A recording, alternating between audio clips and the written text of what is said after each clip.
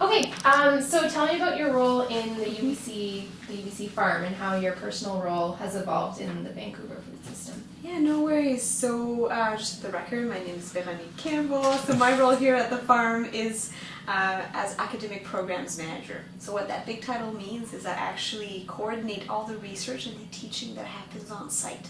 I literally connect students, researchers, community members, and the industry so that together they can come up with solutions to some of our food systems challenges.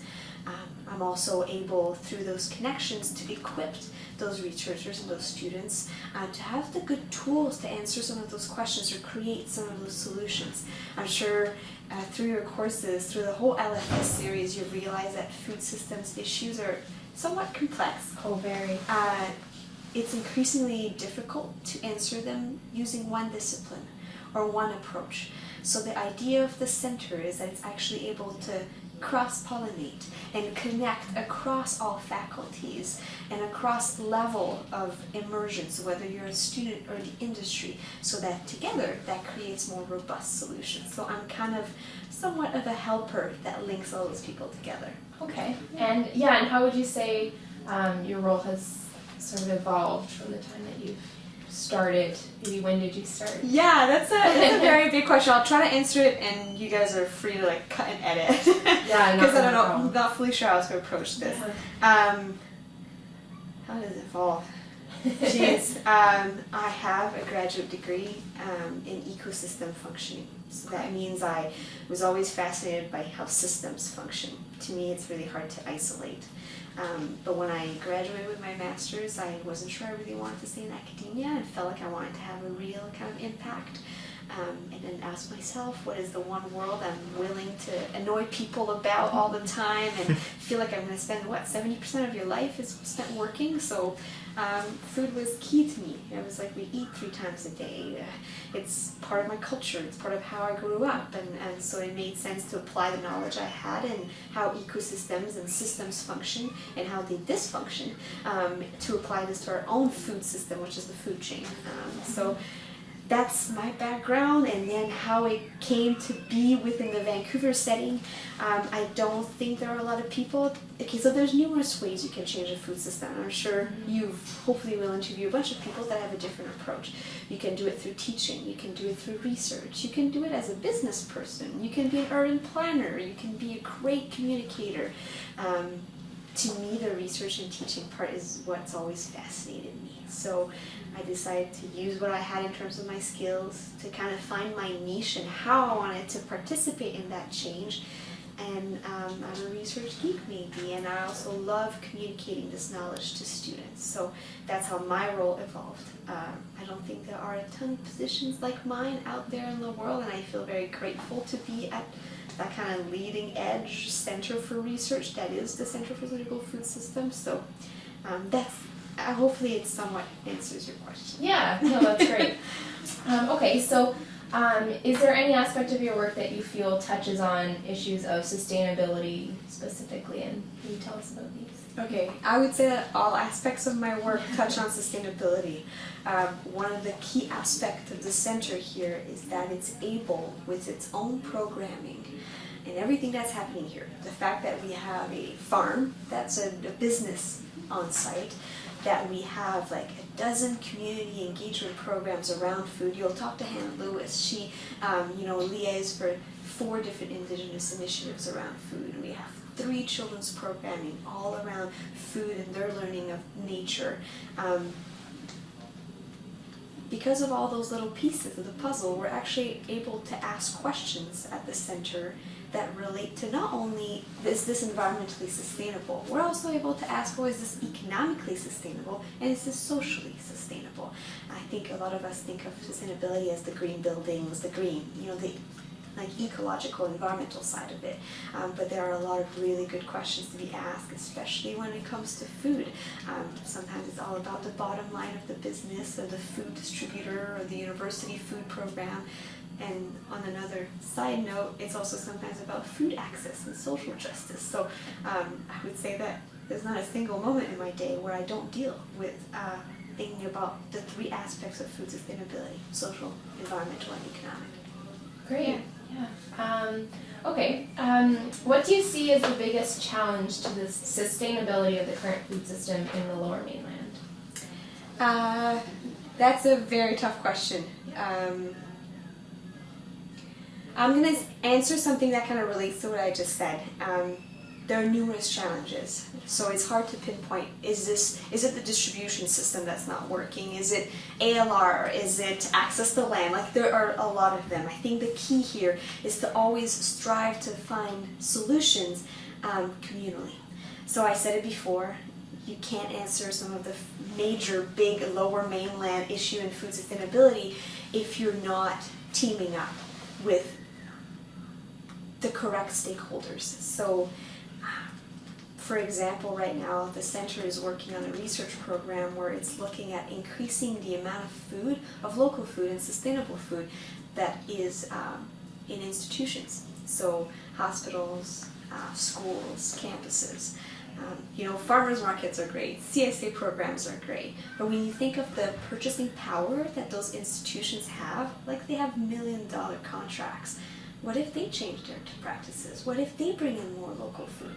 That's a great idea, it's very dreamy, but to make it actually happen, you need to involve the farmer. Are they interested? Do they know how to start those partnerships with institutions? You have to involve the distributor or the broadline kind of carrier of the food, the Gordon Food Services or Discovery Organics. You have to involve the contractor of those big places like Sodexo or Aramark. You have to involve the institution. You have to involve the policymakers, the researcher. So I think the key there is not really that there's one single problem, but I do think there's more work to be done in terms of let's open that dialogue. Let's make sure that everybody's always invited to, or is always encouraged to share their story or share their solutions. So a lot of what the center does and a lot of what we always push for is for all those players to communicate with each other. Because we're a farm within an institution, we're able to do this because we already have all those connections. So I would say this is one of the major, I don't see it as, your question was about a problem. I actually think it's a great solution we already have handy. We just need efforts to make it happen. Right, yeah. Great, yeah. Okay, what significant changes over the past few years have impacted the UBC farm? Oh boy. Yeah, significant changes. Well, as you've probably read online, the farm finally got its status to keep the land. So, historical background, the UBC farm, the UBC farm has existed for like 100 years now. It's literally been as long as the university has. Because if you go back in the 1910 and 20s, agriculture was key. Like one family out of 3 was farming. So to grow food was a priority, and therefore the Faculty of Agriculture was actually one of the first faculties established, and the UBC farm happened. But just like agriculture, with time, it changed location, it changed philosophy. And this site, I think in the 1960s or 70s, became more like that was where the UBC farm was. But then agriculture was a bit less sexy in the 80s and the 90s. It's not like everybody was really into it, but then in the late 1990s we really saw a shift in how suddenly people were asking themselves much more, where does my food come from, how much pesticide is it on it? So there were more questions about food, and this place was totally revived. We had students bringing it back to life, learning happened, but at the same time you have to understand the university had plans for this land, and this is prime real estate worth, I don't even want to think about how much money. I actually know how much money it's worth. It's kind of scary. So we had a bit of a heated conversation to make sure that this site, that the university was going to have the long-term site to keep this space as a kind of like the leader in food sustainability and kind of land management. So it's only in 2011 that we got this green academic category. Green academic is kind of a classification at UBC that says this space, its main mandate will be to be a teaching and a research basis for academic purposes, so that there was no more threat of this place becoming just condo development. So I would say in the past 5 years, that's the biggest move. Because as much as the farm is old, we're talking about 100 years, at the same time it's so young. Because it's really, for the past 3-4 years, that we've been kind of given the okay to be able to think long term, to be able to dream big and be like, can we really embody this? So I would say that's one of the major, the major things that happened at the farm that changed its future. And then, but that also was time with just like an over. I mean, we've all experiencing it. Like, there's so many people that are into food right now. So that timing was just good. It all happened at the same time. So apart from this very large move, I mean, since then it's just been being grateful and just excited to have the support of UBC, of the faculty. Now we're talking about getting a new building. So there's a lot of things coming into place that I think are good for the future of the center. Yeah, that's really exciting. It is really exciting. Very exciting. Okay, so these questions sort of now focus a bit more into the community engagement aspect. So what are the current relationships between the UBC farm and its surrounding community? Okay, so its current relationship are very much, it's key to the farm mostly. It's historical a little bit too. The reason why, I'm trying not to be too political here, like the reason why the farm was saved or was classified as green academics is that there was this huge community uproar. When the farm was threatened to become condos, there was like petitions being signed and people marching the streets to save the farm. So the community itself was a huge supporter of the farm. So for us it's part of who we are. So not only is it part of who we are to just continue engaging in the community, but also when you talk about the food system, it affects everyone, it affects our community, so it's key that we bring them in to a lot of the things we do so that they have a space to express themselves. And now the fun part is that a lot of research is not starting to realize, but a lot of the research is, we can actually, food access or social sustainability of food is a key subject to talk about. In the food sustainability world. So the farm has this community engagement facet. We could use this as a real kind of life example. So yeah, and can you actually repeat the question, because I feel Sure, like yeah, of course. No, that's just what are the current relationships between the farm and the community? Yeah, so there's so many different ways we engage with the community. Mm-hmm. First of all, we have now this new development that's literally a 3-minute walk from here, which will have 15,000 people living in within 2 to 3 years. This is our hub, this is our community. What we hope is that our relationship, they range. I mean, already the community comes here for all of our farmers market. Most of our CSA program members are part of the UBC community. If you talk about the student community, that's one other community. Like, we can go on, we offer workshop services and courses and you can rent the site for private events, you can come and volunteer. So it's actually a huge component of what we do. I always explain the farm does 3 things. It has a food production, so it has a business, a farm. It has a community engagement facet, and it has research and teaching. And the key part is that all the 3 of them are always integrated within each other. You're never going to see a community engagement program just do a community engagement. It's also involved in growing food. It's also involved probably in some teaching and some research. The same way as the farm production is not just food production. It welcomes volunteers, so it's also community engagement. It engages in research, so it's also research. So that integration is key to answering those big problems about food sustainability, but it's also key in supporting the community engagement as well.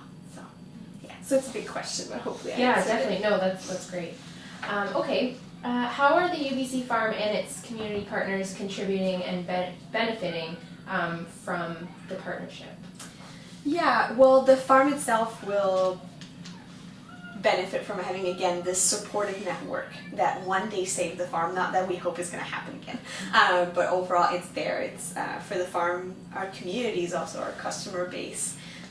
It's the people that actually, that's for the farm, and then the way they gain from the relationship is I hope they learn a ton. They learn from coming here at the farm and learning about cooking skills all the way to the kind of research that's happening here, to volunteering, to learning through the workshops. But I think the key part here is that the community engagement has an impact at a much greater level. The kids that come here as part of a children's community engagement program, they go back home afterwards. They go back in their own community. and they make the change. They're the ones saying, Ma, we should eat more food from here, or Ma, we should eat more spinach. Like, how many times do you hear kids say that? So they bring the things they learn back to the community, maybe back to their country where they're coming from. So I think that's the local to global piece here. The community is actually a very important vector of communication between those pieces. Great. Okay. And yeah, how have these relationships changed throughout the years? I think you probably touched on them a little bit. Yeah. Well, it's yeah. always changing. I mean, it's the hopefully we see change all the time. I mean, kids now come here and we fill in. Like the children's summer camps are full all the time. And at first when they started, maybe they were not as full because food wasn't so, parents maybe did not realize that they wanted their kids to be very comfortable with nature and environmental education and things like that. So hopefully that will become increasingly popular. I can't say whether it's changes or anything. Yeah, no.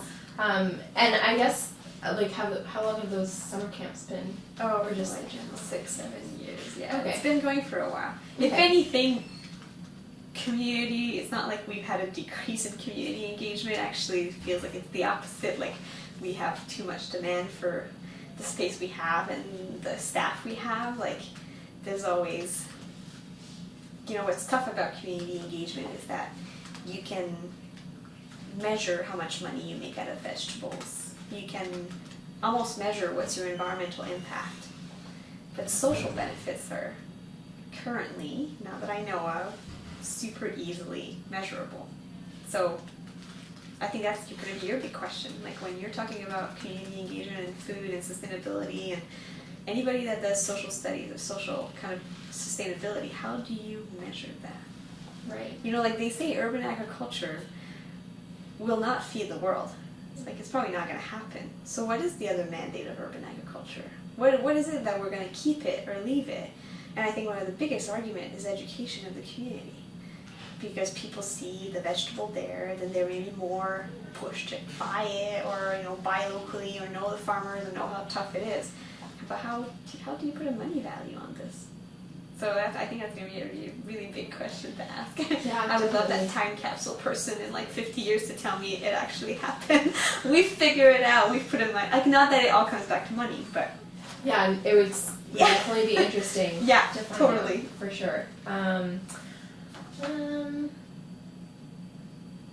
Okay, yeah, so again, you sort of touched on this, but how is community engagement being increased? So I guess the active efforts to increase the community engagement and sort of what are the outreach approaches to do that? Yeah, so our outreach approaches at the farm to increase community engagement are things like going to festivals that are around the UBC Peninsula or in the Carrisdale, Kitsilano, Dunbar area.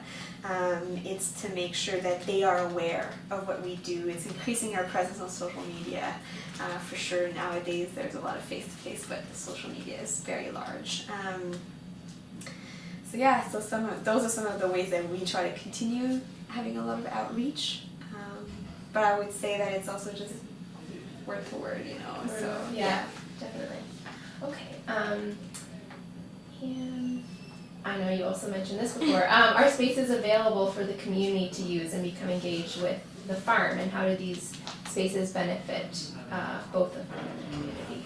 You mean spaces at the farm? Or? Yeah. Well, there are definitely, like I said, 3 children's engagement programs, 4 indigenous initiatives, 3 different kind of volunteer engagement areas at the farm. Then you can get into that's all you can come and you can just participate and there's no fees. But then we also offer teachings and workshops and short courses, and you can come to the farmers market. So I would say that there's definitely plenty of space for the community, and this also remains a public site, so nothing stops you on a Saturday morning to come to the farmers market and also lay a blanket in the on the grass somewhere and just have a picnic with your family. So I would say there's plenty of space. However, we are somewhat limited in terms of this is not a place for community gardens. So because it always has to have this kind of research aspect or teaching aspect or farm production aspect, we just need to make sure that a lot of the proposal that we're given in terms of, oh, we're this organization, we really want to get involved with you, the farm has a specific mandate to integrate research, teaching, community engagement, and food production. So all the projects we're proposing are not necessarily along this mandate. So Yeah, okay, great.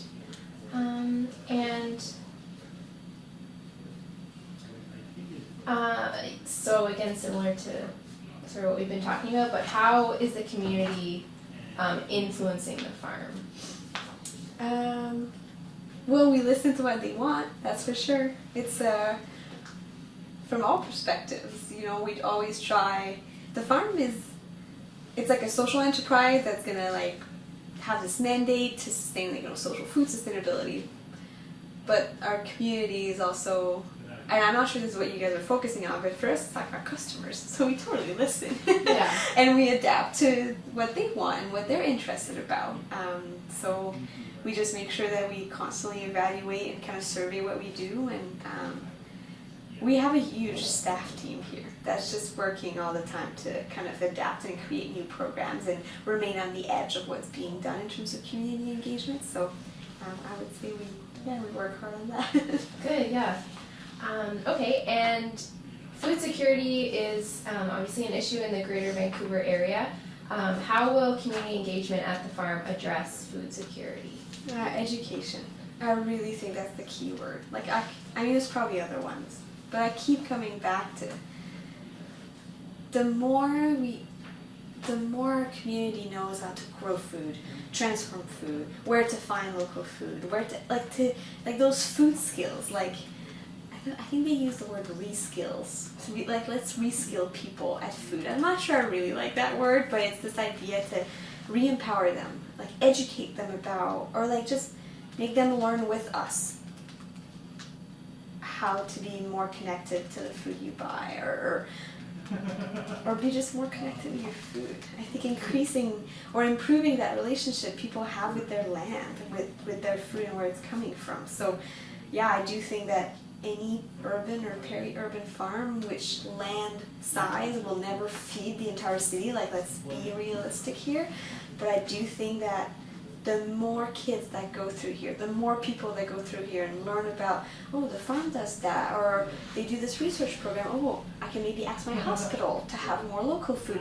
They take the message and they go somewhere else. So it's this communication and education vector that I think that's how social movements start, by people wanting and asking for something. So we're just contributing to them being very well informed on what to ask for. So yeah. Great. Yeah, so that's it for our formal questions, but Perfect. If there's anything else you'd like to add or comment on. Not really. Yeah. I mean, you guys will just cut and paste and edit the video.